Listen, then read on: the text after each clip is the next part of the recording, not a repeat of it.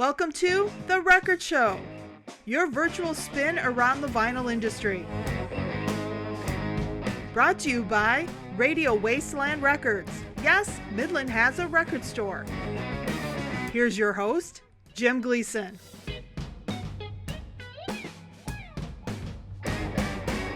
Well, greetings from the Wasteland and welcome to this edition of The Record Show. Ken is off yet again this week as he's making final preparations for shipment of Record Store Day Drop Number 1 materials. His work is ending and ours here at the store is just going to be beginning. But he will be back next week as we'll take a preview of what the fills look like for indie record stores all around the country as we head to the June 12th drop. Coming up in a little bit on The Record Show, we will take a spin from the Wasteland with an Ann Arbor duo and some pipe-organ-prog-rock from the 70s. Well, if you've been watching The Record Show, you know that we like to talk about made in Michigan music, and we like to talk to the legends that have been bringing it to us for decades. But there's another side to Michigan music, and that's one that's a little bit more current. We still have a very, very thriving music scene. And to help talk about that a little bit is Mr. Matt Bingham from the rock station Z93 out of Saginaw. And Matt, thank you for being here and talking with us about this. But, you know, we can talk all day about the Amboy Dukes and the MC5 and the Stooges and all of these other great bands and Seeger till we're blue in the face. But there is a big, big current music scene out there, isn't there? And you guys are really kind of on top of that with a special show at the Z. Yeah, we, it's something that we wanted to do for a very long time. Even since my first go round at Z, we had never had a show that was focused on local music and unsigned bands, because you have bands like from Michigan, like Greta Van Fleet, like I Prevail, that sort of hit big and they're playing sold out shows and they get all that recognition. You know, they're able to play shows outside of Michigan that are sold out. But there's so many bands around here that are still playing shows at White's Bar in Saginaw or the Hamilton Street Pub. And I mean, there are bands, local bands that have been around for 20 years at this point that are out, still playing shows. So, we had talked about for a long time doing a local show and doing a show that focuses on music made here in the state, just, wherever it's, we don't focus, we don't focus everything on, Saginaw, Bay City, Midland. We'll play anything from anywhere. So we'll play bands from Grand Rapids. We'll play bands from Ann Arbor and Lansing and Jackson. And we'll play bands from Detroit. And we'll play bands from Alpena. And we'll play bands from Traverse City. Basically, we want to feature bands that, that are making music in Michigan. And who knows, maybe the next Greta Van Fleet is one of those bands. And, we'll have them on the show first and they'll be selling out Red Rocks in a couple of years or something. That would be cool. We right. Should be so lucky to have another big break from here too. Is there something in the water here? I asked this to Mark Farner the other. Is there something in the snow that makes this state put out some really great music and musicians? Yeah, I don't know.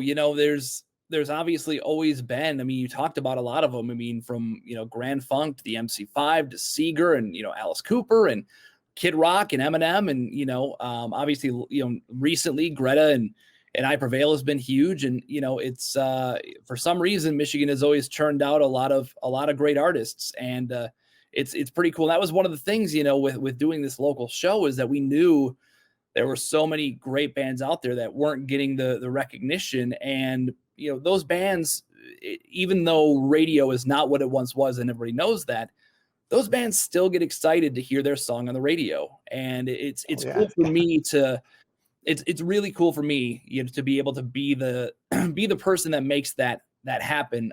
It is. I mean, the internet really changed things for radio. You and I have personally talked about this over the years, and bands have that ability now to really self-publish, if it will, whether they put it out on YouTube or SoundCloud or any number of other places. And that's all well and good, but there is something about riding in the car, like you said, and being able to click that on and say, hey, that's us. Yeah, it's still, even the biggest bands in the world, like you still hear, there was a story I was watching, an interview, I think maybe Stern was interviewing the Foo Fighters, and Dave Grohl talked about like him and his daughter driving around Hollywood and hearing Nirvana on the radio, and like she was singing along with it, and he thought it was so cool, and there are bands that like that still, yes, it's not like the first time you hear it is obviously different than any other time, but there's still, those bands still get really excited to hear their music. And so, yeah, I always, when we do Michigan Made, I try and give the bands a heads up when I'm going to play them, and you'll see them like they're recording it on, they're listening to it on a smart speaker and recording it on their phones to send to their friends and stuff. And,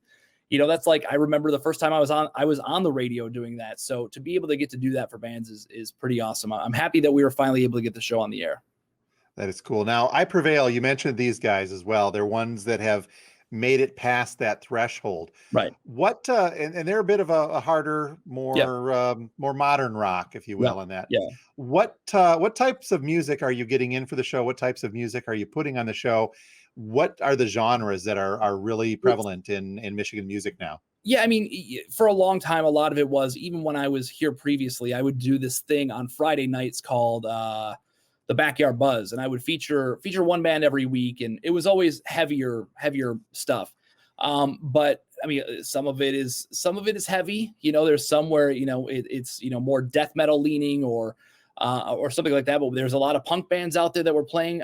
Bands like the Pink Mikes from Saginaw are a punk band that put out an album recently. It's a wide range of stuff that we'll play, and as long as it's got some sort of tie to Michigan, I'm totally cool with it. I mean, I've got to fill an hour of music up, and there's a lot of really, really good stuff out there. There's some great recording studios in the area that are, the Reed Recording Studios in Bay City is one, Fire Hyena Studios in Saginaw is another. There are some great recording studios in the area that are putting out some really, really cool projects with local musicians and Michigan-made bands. So we're getting, the response to the show, because there wasn't, up until recently, there's another radio station who brought back their local show. I don't know if there was another rock station that was doing anything like this. They have been over the years, and the Riff in Detroit is one that just recently brought theirs back, Motor City Riffs. But it's something that, like I said, it's something that I was looking forward to doing and just trying to get it off the ground. And every week or so, we'll get 2 and 3, 4, 5 different submissions from bands that either have something new coming out that have submitted before, or have never submitted and they heard about the show from a friend, or they're playing a show somewhere with them and they mention, hey, this radio station's playing our music or whatever. So we're getting a wide range of stuff getting submitted, and I'm totally up for it, as long as it's not super profanity laced. I ask bands to edit it ahead of time, and some of them, I always listen to it anyway because I don't trust anybody. But, as long as it's not that, we're not, obviously, we're a rock station. So if it's close to that, but if it's a little bit more alternative leaning, I'm totally cool with that. If it's a little more, heavy metal leaning, totally cool with that. I just want to feature the bands that are making music in Michigan. And it's been a lot of fun. Now, ultimately, we here at a record store would love to have that music in. And I do carry a smaller supply of CDs that local artists put out. And once in a while, we do get some vinyl from them. Andy Reid, you mentioned, we had some Legal Matters vinyl in, and we get that when we can. I'm very much looking forward, by the way, to Andy Dalton's. We talked to him a few weeks back on the show here, but the Fireside Wake is one that goes into vinyl. Are you seeing that a lot of these bands, short of just, hey, here's our music online, are they still trying or aiming to create some physical side of things for their music? I think a lot are doing, they'll go through something like CD Baby, who can produce it for them. But in terms of vinyl, and even, there are even bands that are on the upper echelon that are like, we don't know if there's a benefit to us putting out CDs anymore. There are bands that talked about, I think Amy Lee from Evanescence said, the vehicle has changed so much that there are people, a lot of fans don't necessarily want to listen to a whole album anymore. They want to buy their one song that they like. And, so maybe we just start releasing singles and we don't even put out a physical product anymore. Now they ended up putting out an album or whatever, but I think that things are going in that direction. You'll always have people that want to have physical CDs, and you have, obviously vinyl collectors that want to have the physical product, but there are also those people that are digital, and they'll have their streaming subscription, and that's that. So I know there are bands that are putting out CDs, and they'll have them available and stuff. I would love to see more bands, get into putting out vinyl. I think what Andy Dalton did with his crowdfunding and, basically saying, listen, I want to do this, but I can't afford to do it on my own. So please help me make this happen, is super cool. And, I think that if bands were to do that and to ask help from fans, even if, what Andy was doing was like, anything you can chip in, $15, $20, whatever helps me get closer. I think you'll start to see there are a lot of bands. And again, even bands that have had hits on the radio are still like, we want to record another album, but we need your help to even do it, because we got to pay we don't have a record label anymore, so we can't pay for the recording, we can't pay for the pressing, we can't pay, so please help us and we'll get you whatever. So I think you'll see more, especially with how much vinyl has grown. I think there'll be more bands that'll start doing it, even if it's like Andy's run is going to be small. He's not getting a ton pressed by any means, but enough for, and really, I mean, he'll even tell you that he was really doing it for himself because he wanted to have it on vinyl, and now he has it. It'll be available to everybody. But it's cool to see that there are local bands, Michigan bands, that are able to do that. Well, getting back to the show that you do on Z93, it is on the terrestrial side, but also you guys do stream, so folks can pick this up wherever they are, as long as they can get connected to the internet's tubes, if you will. Tell me a little bit more about the show. When does that air? And what do you guys do as far as getting that put together every week? Yeah, it's every Sunday night at 8:00. Radio Wasteland Records is the sponsor, which I'm hugely appreciative of, because it's much easier to want to put it together when you know there's somebody sponsoring it. When you're just doing it, you're putting in the time to put it together, and there's not some sort of sponsor to it. There are times where you go, well, I could not do it, and nobody, whatever. But it's one of those things. Like I said, it's more stuff on my plate, but it's given me a chance to reconnect with a lot of the local bands that I had relationships with in the past, because a lot of them are still around. So what I'll usually do is, as I'm getting emails through the week, I'll save that music. So usually I'll start putting the show together on a Thursday just to get an idea of sort of, 5-6 bands that I'm going to play from the new stuff that I've received during the week. So I'll start placing that together. And then I usually, put the show together, Saturday mornings. It's recorded. It's not live, because I'm not going to go hang out at the radio station on a Sunday night. So I'll go in early Saturday morning. I usually go to work at like 7 or 8 o'clock in the morning on a Saturday. So I can put it together there, and I just I'll piece together, from what we've received during the week, and then maybe something I haven't played in a few weeks, and just kind of put it all together, try and make sure that I'm representing the different parts of the state as best I can. Obviously, I want to focus as much as I can on this area, Saginaw Bay City, Midland, Mount Pleasant, Flint, but still there's so much great stuff coming out of Detroit, and there's a lot of great bands coming from Lansing and Grand Rapids. So just kind of put it all together, and hope that it sounds pretty decent. Try and, just like when I program the radio station, make sure that sonically it sort of works well together. You're not having a big change you're not going from death metal, whatever, to something super soft and acoustic, and, you're making decent transitions and things like that. We put it together, and we've gotten a great response to the show. And, like I said, every week we have new bands that reach out and, want to be a part of it. And it's been super cool to build relationships with those bands, and bands I had never heard of that I, become a fan of. Bands, there are a couple that I always think of. One is called Possum Belly from Detroit. They have a total grunge sound that I love. There's another band called Barrel Bones from the west side of the state that I was very, very surprised by. And those are a couple of bands that I would have never known about had it not been for the show. So, and then there are the bands that have been, like Silver Spork from Saginaw has been around for years, and they're still recording music and they're still putting it out. So to get to play those guys, it's a lot of fun to put it together every week. Okay, so outside of the terrestrial reach of Z93, where folks are using that little knob still to tune 933, where can folks find this show and the rest of your station? Yeah, you can go to the website, therockstationz93.com. There's a listen live button right on the page there. You can listen on your phone. We've got an app, so you can download the app and listen wherever. Just search Z93 in the App Store. You got a smart speaker. We're on Alexa. We're on Google Home. No matter where you are in the world, I know that we have people that are, military. They get shipped all over, so we'll get messages from people. We have listeners that, we have a guy that moved to Greece and would still check in all the time from Greece because he would still listen over there via the app or whatever. So there are plenty of ways to listen. And, like I said earlier, we'll get videos of people listening on like their smart TV. They'll put the app on the smart TV and they'll be listening to the Michigan Made and taping their, me introducing their song on the TV and stuff. So yeah, there are plenty of ways to listen. And if you are a local musician, if you're a local band, if you're making music, on our website, therockstationz93.com, we've got a big graphic right on the front page. It says Michigan Made. And if you click on that, all my info is there. If you want to snail mail me a CD, some people do that. You can do that. You can just email me or send me a YouTube link or a Spotify link or whatever you want to do, whatever's easiest for me to get it. And I will grab it and I will put it on the show. Well, cool. Matt, thank you very much. Not only for joining us to talk about this, but for doing this show to begin with. And, as I said, Michigan's got such a rich history of music. It's great to see that carrying forward, especially with folks like you and stations like Z making that happen. Yeah, it's been awesome for us to get to do it, and we appreciate all the support and all the people that are constantly sending us stuff. And please keep it coming, because the show doesn't happen without us receiving new music. I don't want to keep playing the same stuff all the time. It's great, but I want to have new stuff more often than not. So the response to the show has been really, really positive, and it's been a lot of fun to do it. And we're so excited that you guys, Radio Wasteland Records, are sponsoring it. It's been fun so far, and obviously we hope to continue doing this for a long time.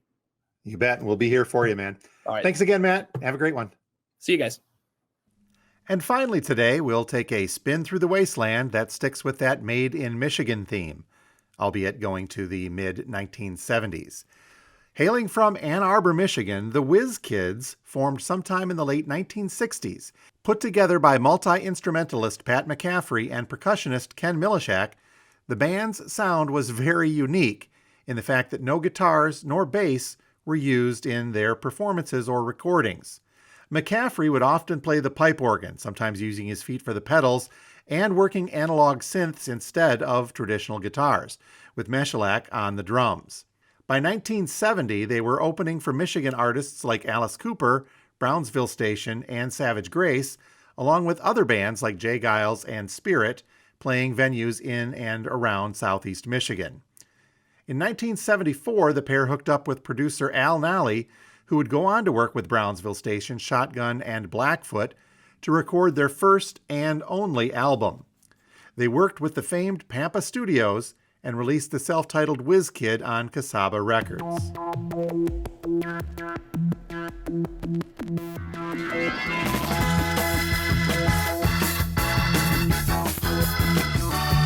We want everyone on the floor.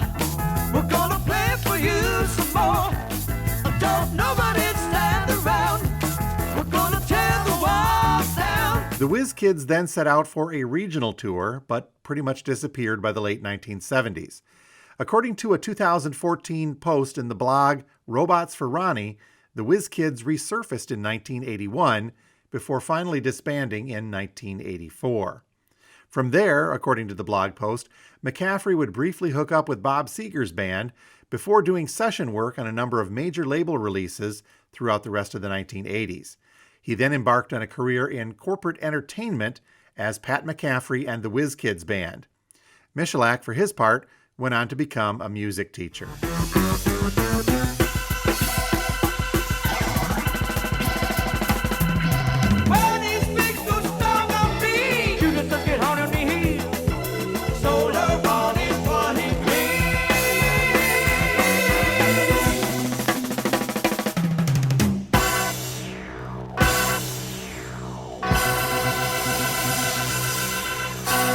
As for the collectability of the Whiz Kids album, you don't see it very often. In fact, this is the only one we've ever seen come through the store.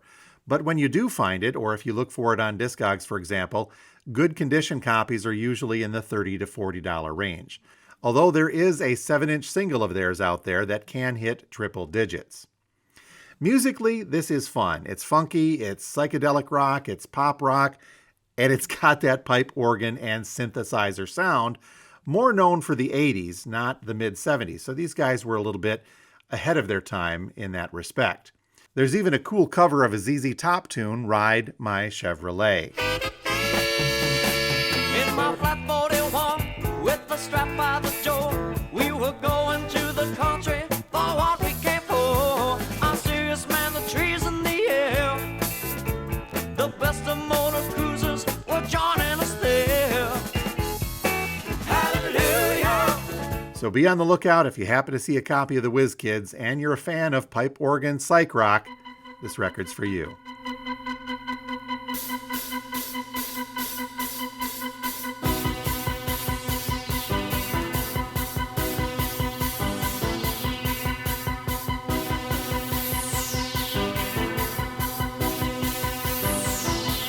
Take it away, it's creeping close behind us. We've beaten our field, it won't be hard to find us. Can you see each cloud of dirt evolving?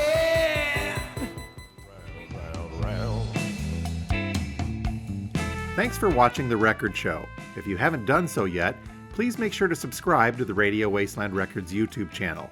And be sure to hit that notifications bell so you'll be alerted every time we upload new content.